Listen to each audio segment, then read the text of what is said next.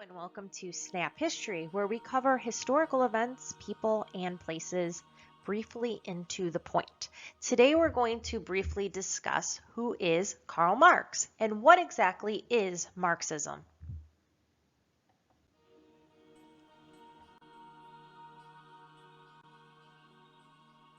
First, what is Marxism? Well, Marxism is the political and economic theories of Karl Marx, developed further upon by his followers to practice communism. Basic principles. Problems in society are rooted in the struggles between the social classes. So Karl Marx believed that society was broken up into two classes: the capitalist or the ruling class, the owners of industry, and then there are the workers. And this system, according to his theory, creates inequality. The end goal for Marxism is to bring about a classless utopia.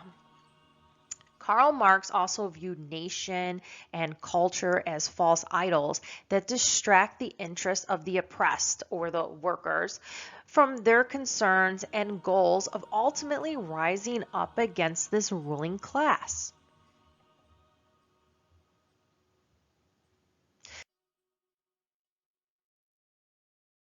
So, who is Karl Marx exactly? Well, Karl Marx is an economist and a revolutionist.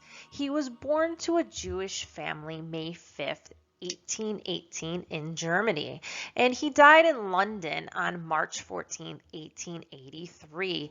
He had abandoned a successful academic career in philosophy over in Germany to take up radical political activities in Paris. So he developed the body of ideas we know today as Marxism, which we just discussed in the last slide. He formed the basic tenets of modern socialism and communism, and he dreamed big, and that dream was to bring about a classless society by the means of driving out the capitalists from their power. He is the author of the famous Communist Manifesto that was written in 1847, amongst many other works that he wrote on the topic.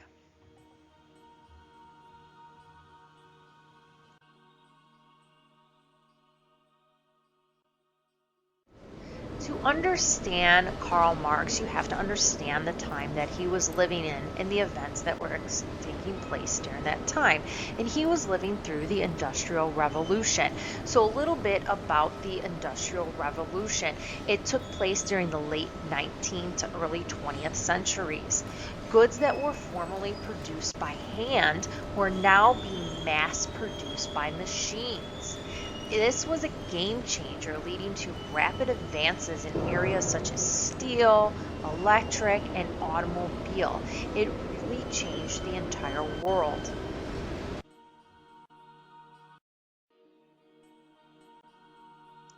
As good as that sounds, there were consequences of this industrial revolution, such as creating a huge gap in the distribution of wealth. So you have a lot of individuals owning these machines and factories, getting rich and getting rich quick, making money hand over fist, while you have the workers who are receiving extremely low pay. They're working incredibly long, ridiculous hours, and often in neglected conditions that sometimes led to fatalities.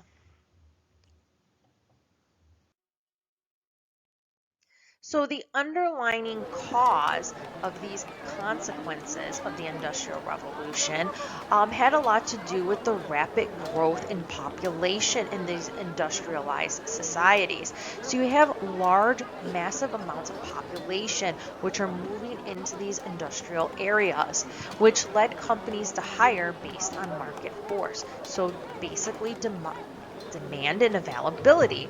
So you don't like your job, it's not working out for you, there's the door, many, many more people where you came from to replace you. Often these workers were uneducated and usually unskilled. And basically, the owners were just free to hire and do business on their own terms. OSHA didn't exist back then. There were no laws to really protect the worker. It was still even legal to hire children and work them at low pay to the bone, often leading to fatalities for young children. So this was the time period that Marx was living in, and this is what he was seeing happening in the world at the time. And what inspired him to write the Communist Manifesto. He did not write this alone, however. He wrote this with a close collaborator, Friedrich Engels. Now, Friedrich was a German philosopher. His father was an owner of large textile factories in England and Germany. So Frederick is coming from that elite ruling class, and he did not like how the workers were being treated at that time, which ultimately led him to team up with Karl Marx and create the Communist Manifesto. He not only co-authored that work with Karl Marx, but he also wrote other works, including The Condition of the Working Class in England. The Communist Manifesto. So this is a short treatise or essay. It's not really a book or a novel. It basically summarizes Marx and Engels' theories concerning the nature of society and politics. It was originally published in London. It is recognized to this day as one of the world's most influential political documents.